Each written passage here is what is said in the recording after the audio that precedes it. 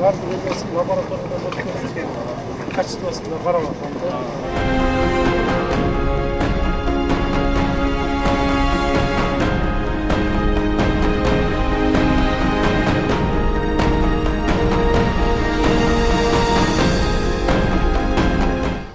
Өзіңіздерге белгілі болғанда, урматтуу президентибиз 2019 жылы аймақтарды өнүктүрүү, өлкөнү санариптештирүү жылы деп жакшы жарлык кабыл алып берди. Biz dagы 19 жылы жергиликтүү бюджет эсебинен эмне иш кылабыз деп шаардык кеңеш менен макулдашып, жол тыгындарын азайтайлы, бир чекеден биз өзүбүз жасай берели деп ушу пландаштырдык эле. Бүгүн ушуну бүтүрүп, 2 күндүк иш сапары менен Ош обласы, Жалал Абад обласына атайын премьер-министрибиз Мухаммедкалый Дүйшөкеевич өзү келип иш сапары менен келип атат. Бүгүн бизде дагы ушул 2 бүткөн иштин ачып бериңиз деп сурандык эле, мына келип ачып берип атат. Буга чейин дагы мына Түлөкөн айылында таза сууну 24 миллион сомго бүтүрүп, бүгүн азыр ачып элге сууну берип келдик. Экинчи объектибиз ушу Шакиров көчөсүнө келип атат. Ушул уруксат берсеңиздер, анда азыркы куттуктоо сөздү Кыргыз Республикасынын премьер-министри Мухаммедкалый Дүйшөкеевичке берсек. Ош шаарынын тургундары, урматтуу аксакалдар, ага элечек апалар, бүгүн абдан жакшы жөрөлгө, урматтуу катышуучулар, жөрөлгө деген жол ачылып атат.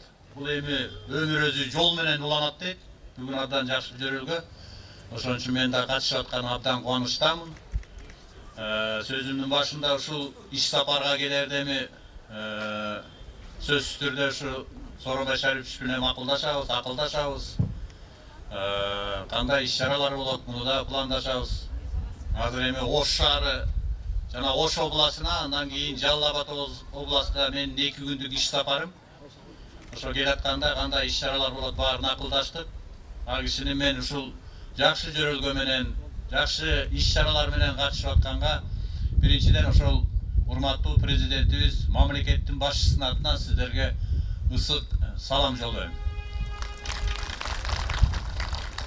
Азыр мэрибиз айтып кетти, региондорду өнүктүрүү саясатынын алкагында деп. Региондорду өнүктүрүү саясаты боюнча абдан чоң жумуштар жүрүп атканын өзүңүздөр көрүп атасыздар. Жолдор салынып атат, таза суу кирип атат. Андан тышкары социалдык объектилер ачылып атат, мектептер салынып атат, бала бакчалар салынып атат, ооруканалар салынып атат. Элибизде ынтымак болуп, жерибиз тынч болсо, баардыгы болот экенин мынакей 2 жылдан бери көргөзүп келатабыз. Президентибиздин туруктуу бийлик болсун, туруктуу иштейли деген саясаты мен ойлойм абдан туура болуп атат. Ошон үчүн мен сиздерге, аксакалдар, сиздерге бир кадыр бар, жаштар сыйлаган ушундай нарктуулукту каалайм. Ага элечектүү апаларыбызга ден соолук каалайм, балдарынын жакшылыгын каалайбыз. Жаштарыбыз болсо эмгектенели бардыгыбыз тең. Эмгектенген, анан билимдүү эл эч качан жакыр жашабайт. Урматтуу салтанаттуу катышуучулар, урматтуу аксакалдар, мен дагы шаардык мэриянын атынан, шаардык кеңештин депутаттарынын атынан ушу бүгүнкү ушу жолдун ачылышы менен куттуктаймын. Ак жол той жол болсун. Жакшылыктарда жүрөлү ушу жолдо. Ушу жол мындай бир жугуштуу болуп, калган шаарыбызда мына 513 километр жолубуз бар, ошонун 80% мындай оңдой турган жолдор да. Ушундан башталып, Кудай буйруса, мына мамлекет башчыбыз да, президентибиз дагы, өкмөт башчыбыз да Кудай буйруса, Ош шаарына дагы аракеттер болуп атат, ушу гранттык акчаны бөлүп бергенге. Ошолор да келип, элибизге насип кылып. Шаарыбызда да мына пландаштырып атабыз, 55-60 көчөнү асфальттайбыз деп, ички жолдордо. Ошол да болуп калсын. Мына жаңы жыл келе атат, жаңы жылыңыздар менен дагы куттуктайбыз, жакшылыктын жылдары болсун. Мухаммедкалый Дүйшөкеевичке да чоң ыраазычылык. Мына президентибиздин өкмөт башчыбыздын туура жүргүзгөн саясаттын негизинде мына жергиликтүү бюджеттерге бир топ акчалар түшө баштады.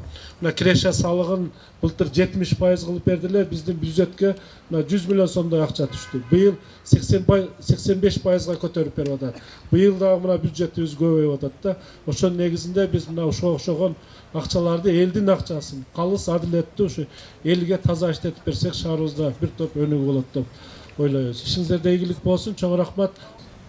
Мен жана сөзүмдө кошпой кеттим. Биз азыр 100 миллион доллар ушу Ош шаарынын жолуна жумшайлы деп атабыз.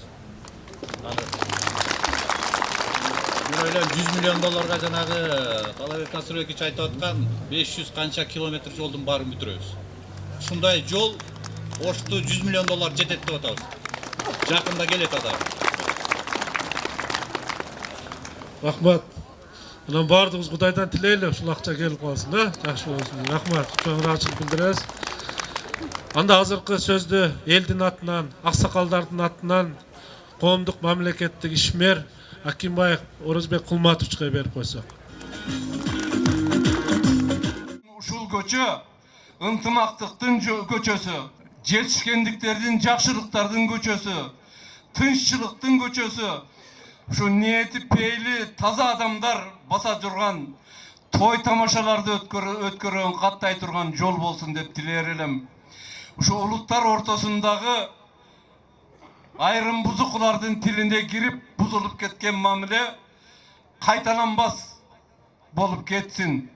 Ушул жолдун кеңейгендиги, оңолгондугу адамдардын пейлини, ниетинин дагы улуттар ортосундагы ынтымактыкты дагы оңдогонго багытталса деген тилекти айткым келет. Келе жаткан майрамыңар куттуу болсун, жол ак жолтой болсун.